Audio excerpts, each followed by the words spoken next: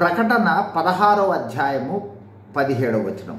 7వ దూత తన పాత్రను వాయుమండలము మీద కుమ్మరించగా సమాప్తమైనదని చెప్పుచున్న ఒక గొప్ప స్వరము గర్భాలయములో ఉన్న సింహాసనము నుండి వచ్చెను. ప్రకటన 16వ అధ్యాయంలో పాత్రల తీర్పులను మనం చూస్తూ ఉన్నాం. 16వ అధ్యాయమునకు ముందు ముద్రల తీర్పులు, బోరల తీర్పులను ధ్యానించాం. ఈ అధ్యాయంలో ఇప్పటి వరకు 6 పాత్రల తీర్పులను చూచాము. ఈ రోజు నుండి 7వ పాత్ర తీర్పును చూడబోతూ ఉన్నాం. 1. దేవుని కోపమును 7వ పాత్రను 7వ దూత వాయుమండలము మీద కుమ్మరిస్తుంది. 2.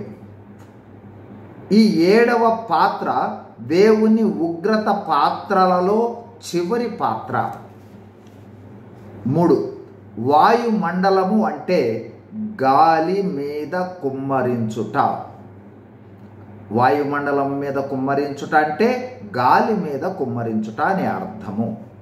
అంటే ఈ తీర్పు సార్వత్రిక తీర్పును సూచిస్తుంది. 4.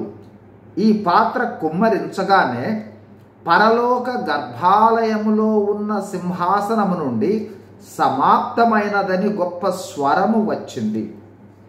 కల్వరి శిలువపై యేసు ప్రభువు సమాప్తము అని పలికిన 6వ మాట రక్షణ కార్యము సంపూర్ణమైనదని తెలియజేస్తే, 7వ పాత్ర కుమ్మరించిన తరువాత సమాప్తమాయను అను మాట దేవుని ఉగ్రత సంపూర్ణముగా సమాప్తమాయననే అర్థాన్నిస్తుంది.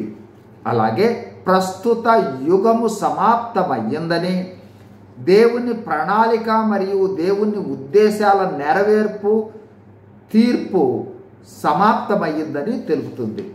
తరువాత జరుగు సంఘటనలను తర్వాత వీడియోల్లో చూద్దాం. God is in you, God is with you, God bless you. Thank you.